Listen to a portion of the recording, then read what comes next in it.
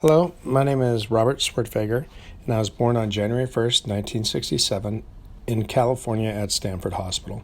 I lived in the Bay Area until I was around 13 years old. My parents got divorced, and I moved to Fresno with my dad, and that was my first day of high school. I went to Clovis West High School, and there I played football, basketball, and baseball. After high school, I went on to Fresno State University, and I started out as a biology major, but quickly changed after I saw the first cadaver and realized that I couldn't work on dead people. So I switched to a business degree, and that's what I finished with. While I was at Fresno State, I met my wife at a New Year's Eve party in 1985, and also joined the Air Force ROTC.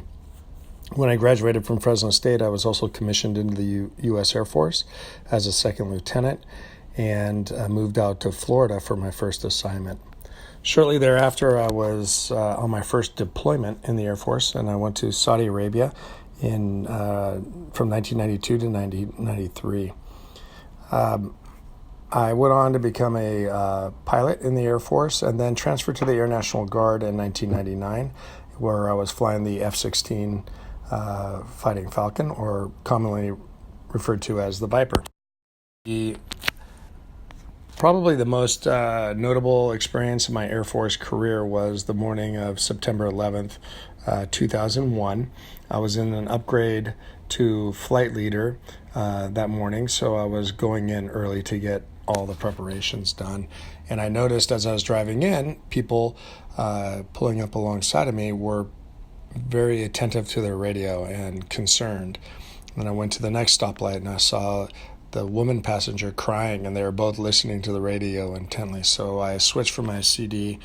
I was listening to AC/DC, Back in Black, on my way to work, and then switched over to the radio and heard that a second aircraft had crashed into the other World Trade Center, and I knew right away that that wasn't an accident and our country was under attack, and so I sped to work. When I got to work, I was one of the first pilots to arrive, and immediately the wing commander was there and handed me an alert authentication pack, which basically gives you the code words to confirm that NORAD is giving you proper orders. And so I took this authentication pack, went out to my F-16, where they're loading up the aircraft with weapons. So I hopped into my jet and watched them load up the missiles and the bullets onto the aircraft, and was ready to go. Unlike most people that morning, I didn't get to watch the events unfold live on television like, the entire nation. I had to sit in my jet, and the crew chiefs would run out and give me updates every 5 to 10 minutes on what was happening, whether it was an aircraft, crashing in Pennsylvania, or one into the Pentagon. It was a very, very stressful and extremely surreal morning. Shortly after, my wing commander came up and told me, hey, if you have to shoot down an airliner, make sure you just follow your training and your proper procedures, and everything will be, everything will be correct. So literally 10 seconds after we went down the ladder, the scramble horn went off. My wing flight leader and I got scrambled. We get airborne. We're told that there's an uncooperative aircraft 100 miles out over the Pacific, so we went full throttle, about maybe Mach 1.4 at 20,000 feet to catch him. We probably broke a lot of windows on the way out there, but we rolled in behind him, and my flight lead got in a position to employ weapons, and I was assigned to go check out the cockpit to make sure everything was normal.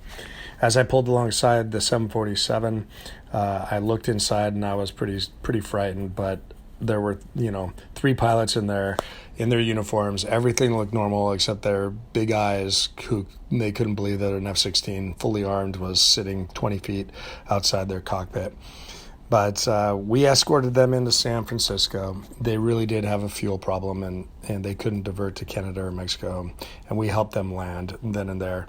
And we then, after ensuring that they weren't going to take off, we returned to Fresno. And when we landed, that entire situation took less than 45 minutes of being airborne. yet it felt like an eternity while we were up there doing the mission. It's a mission that I'll never forget. I want to talk about the only other time my dad experienced an event that can even relate to what happened on 9/11 for him. On October 16, 2018, one of my dad's closest friends, Seth Jethro Naring, passed away from a plane crash in Ukraine. The plane crash killed Seth and also a Ukrainian pilot. Everyone was very devastated from the event. I don't know much of the details because my dad is very sensitive with the topic. I just know it was a really hard time and that we all miss Jethro. At Jethro's funeral, my dad was honored to do a very significant flyby to one of his closest friends who paid the ultimate sacrifice. I just wanted to thank my dad for serving our country and being my hero, but also giving me someone to look up to every single day. I love you, Dad.